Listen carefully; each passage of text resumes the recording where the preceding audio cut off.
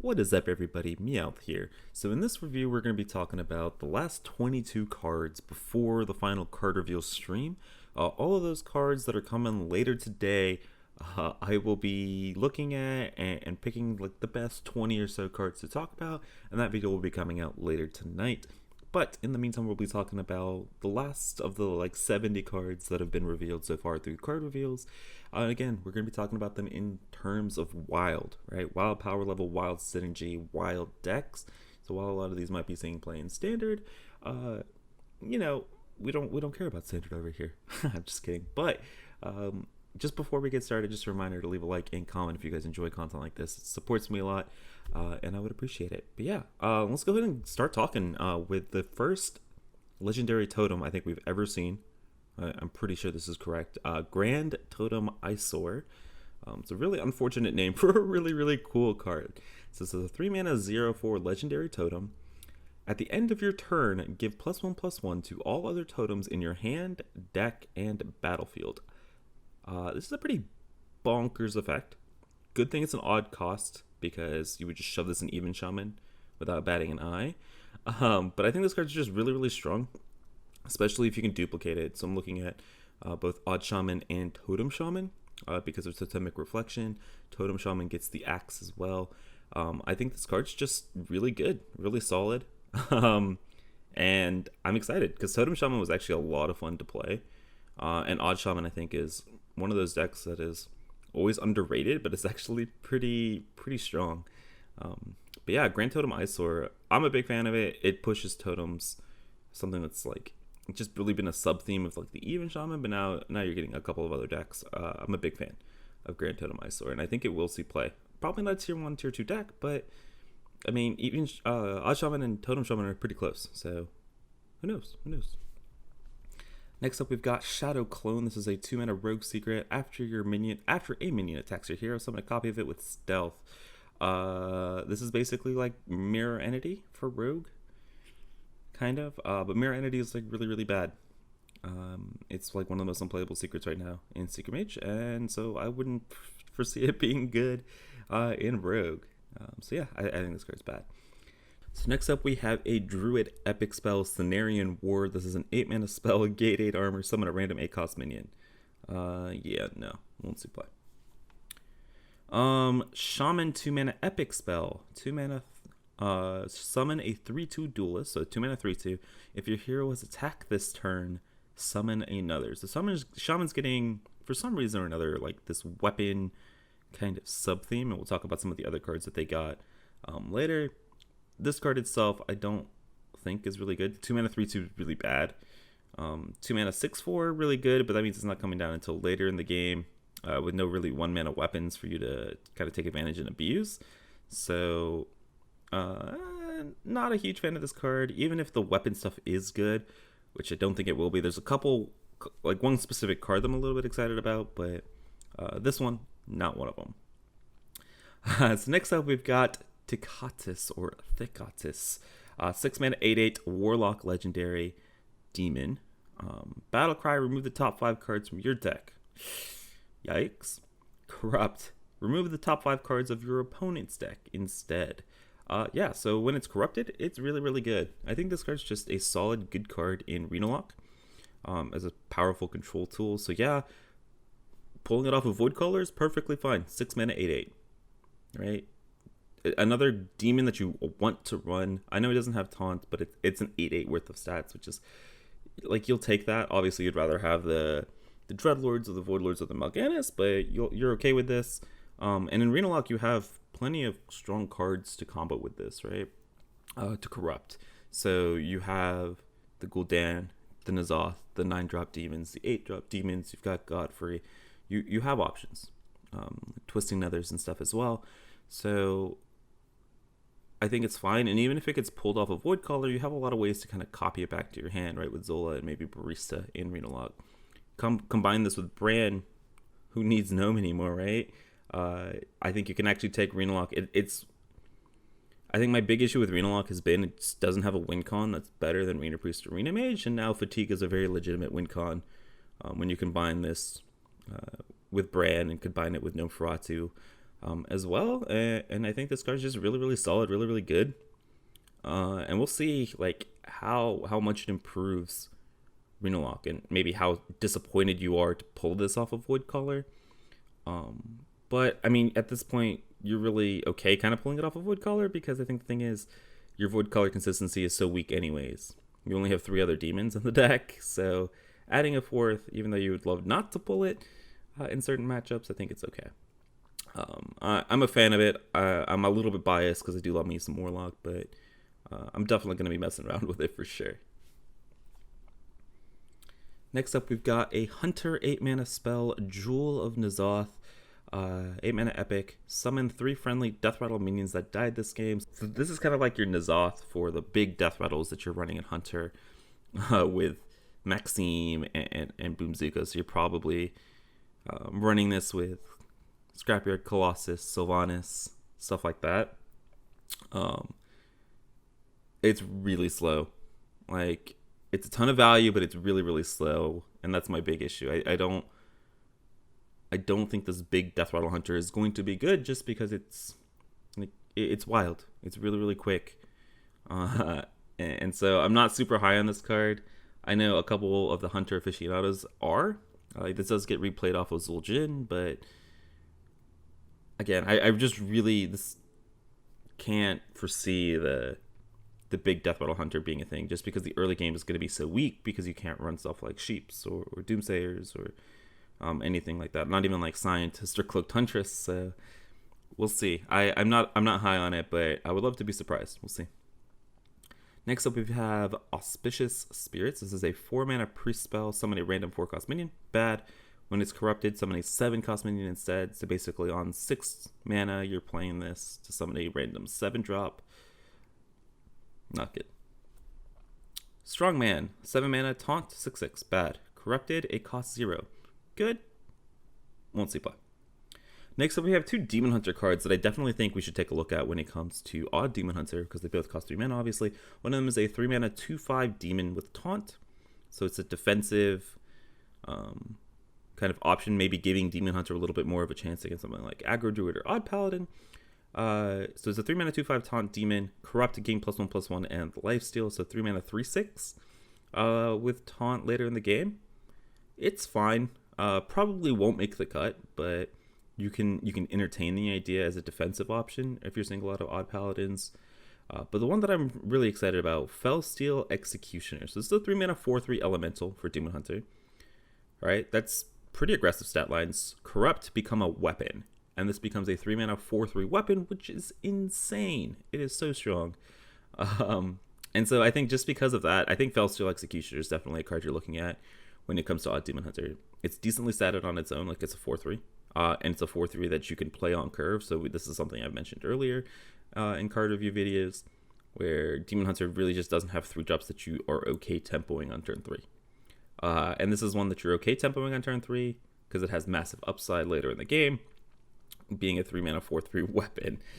So I think Fellsteel Executioner is the one that you're looking at, also potentially including an Odd Demon Hunter.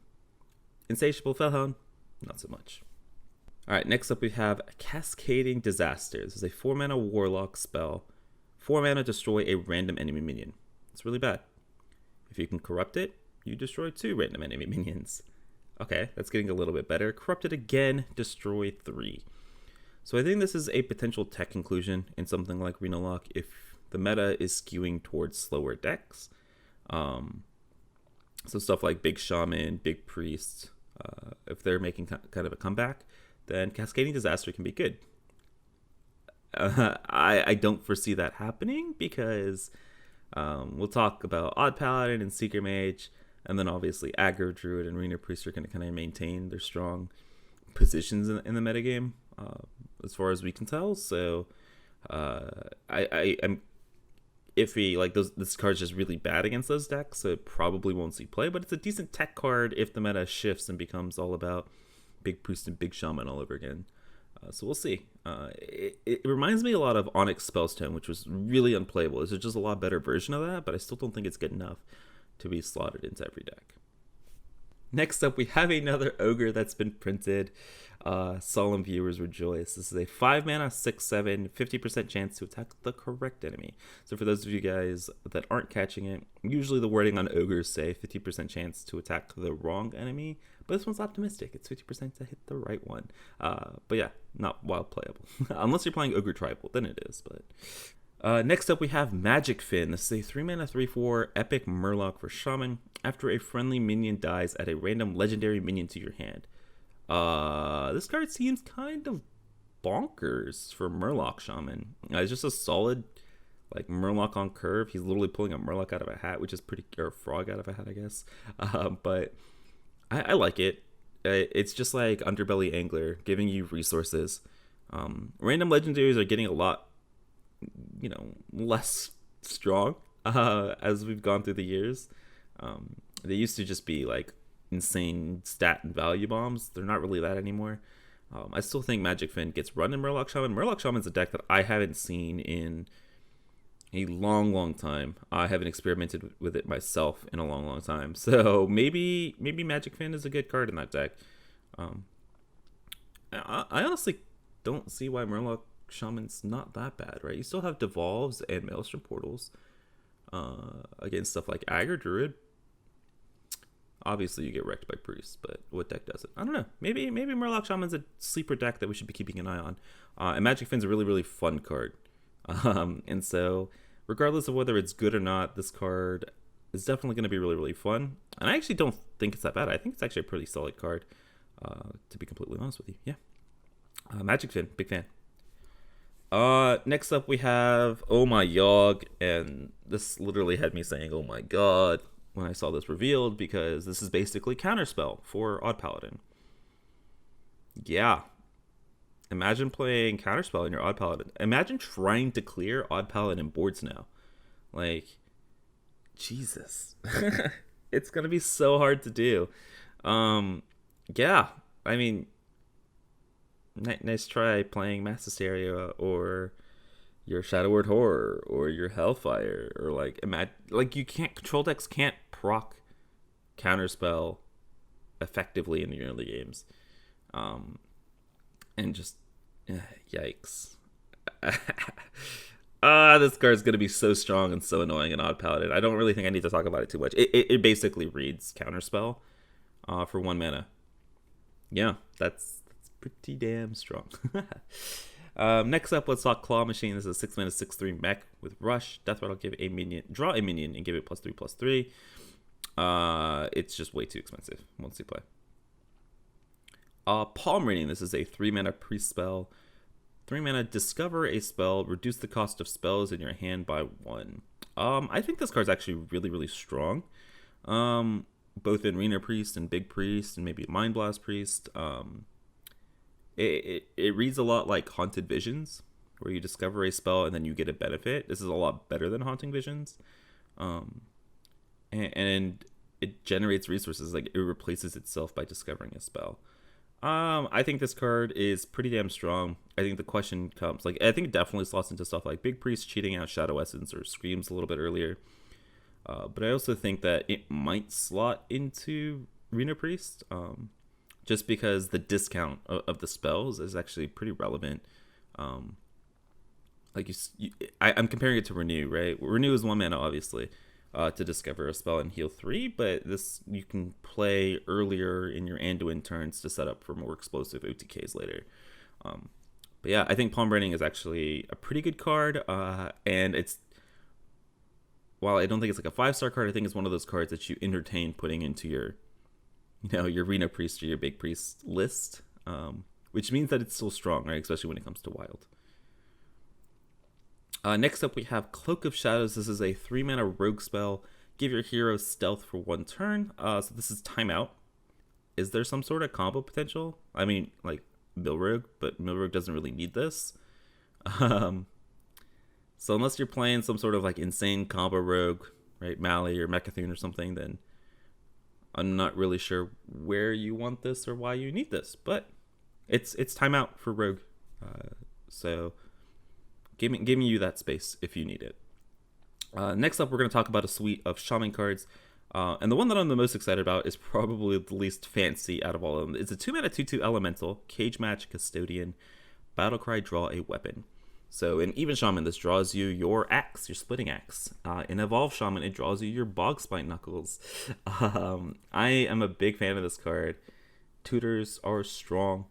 2/2, like Even Shaman's really wants more of those 2-drops to kind of fill out the curve. I'm a big fan.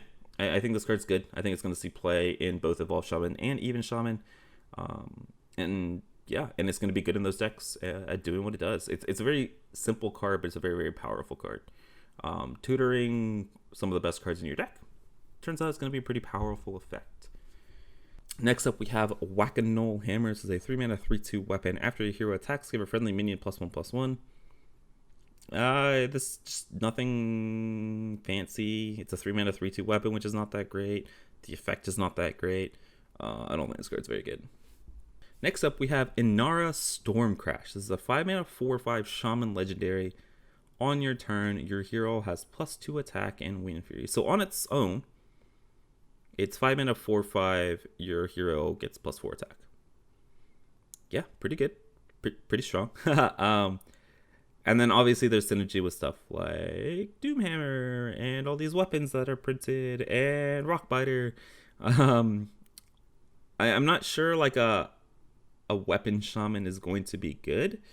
Like I'm just struggling to see where this sees play. Obviously it's a pretty powerful effect. It's a pretty unique effect.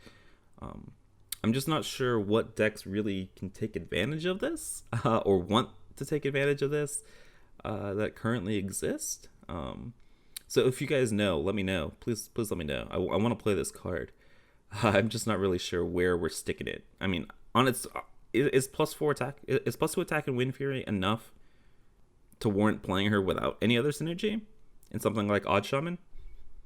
Maybe, honestly, maybe. Who knows? But I think she's a really, really cool card. It's exploring space that's not been explored before. So I'm a big fan. And while I don't know if she's going to see a ton of play, I'm going to be playing her a ton. And that's what matters, right? All right, we've got 4 cards remaining. Fizzy Elemental, 9-mana 10/10 Elemental with Rush Taunt. Putting all those other Rush minions to shame. This is not going to see a ton of play in Wild. I think the reason this is printed is to support the new N'Zoth Druids in Standard. And maybe that translates in some form or fashion to Wild. But with no effective way to cheat this out in Wild, I don't think it's going to see a ton of play. Next up, we have Carnival Barker. This is a 3-mana 3/2 Paladin card. So whenever you summon a 1-health minion, give it +1/+2. So this is summon, right? So it works with your hero power, works with Lost in the Jungle. This card is obviously pretty nutty on the surface. I think what you're doing is you're comparing this card to Steward of Darkshire. And maybe Stewards of Darkshires get kind of phased out because of the new Paladin legendary if you want to run that. Obviously, like +1/+2 is a lot better in some scenarios than Divine Shield. Though I do think Divine Shield in general is a bit stronger. I wonder if you ever run both of them. I don't know. I think the fact that this is a 3/2 makes it a lot worse on curve than the Steward of Darkshire. But in general, you're hoping to never have to tempo them on turn 3 by themselves. So yeah, I don't know. Odd Paladin getting a ton of support. I definitely think you look at this. I'm still, without having brewed the list myself, I'm still in some scenarios that I'm not sure how you build it, whether you want this or you want the Steward. Do we want Rallying Blades? If so, we probably want Stewards because you have the new legendary. There's a bunch of things to be considered, but damn, Odd Paladin is getting like what 4 or 5 new cards this expansion, and it was already like one of the best decks in the format. Oof, Odd Paladin looking insane.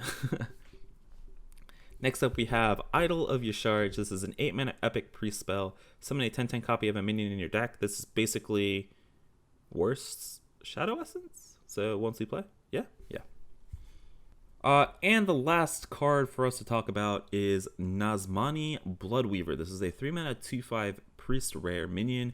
After you cast a spell, reduce the cost of a random card in your hand by 1. So to me, this reads like Miracle Mythical Priest, question mark. Like, do you want to run it in there? I don't think you have the slots in that Miracle Giants Priest with the Lucia to run this card. And so I don't think this will see play outside of that. Maybe this does fit into that deck, though. It's a pretty powerful effect, enabling you to continue to pop off with Auctioneer. So again, this is not something I play a ton of. I'll probably consult somebody like Corpet or Raffle who have played this deck a ton, and see if you can kind of afford it. And we'll look at it when it comes to theory crafting. But outside of that, like, I don't think you run this in Priest. You're looking like at a spell sling in Priest. You want like 20 spells or something like that. Right, Radiant Elemental and this kind of pop off turn. Maybe there's a combo, right, where you play Radiant, you play this, you play a bunch of spells, and you're like targeting specifically Velen or something like that for the pop off turn. Who knows? Could be pretty cool combo somewhere in there. I wonder, like, if something is 0, it probably can get hit by this. So it's not like guaranteed. Like, if you have a bunch of 0 cost cards, you're not guaranteed to hit something like Prophet Velen. So yeah, I'm not sure how that's, like, I'm pretty sure that's how that works. So that makes this card a little bit worse. But there's some cute combo potential here. But in terms of just slotting it into something like Arena Priest, don't do that. You don't need this. But yeah, I think that's all the cards up until the final reveal stream. And that will be coming later today. So keep an eye out on that if you guys are interested. Let me know down in the comments your thoughts and opinions on a lot of these cards that we talked about. I'm Odd Paladin getting a huge buff, tons of new unique cards. Excited for some of the Shaman cards as well. Let me know what you're looking forward to playing with and what you want to build. What deck should I be theory crafting once everything comes out later today? Let me know down in the comments. I hope you guys enjoyed, and I will see you guys next time. Later.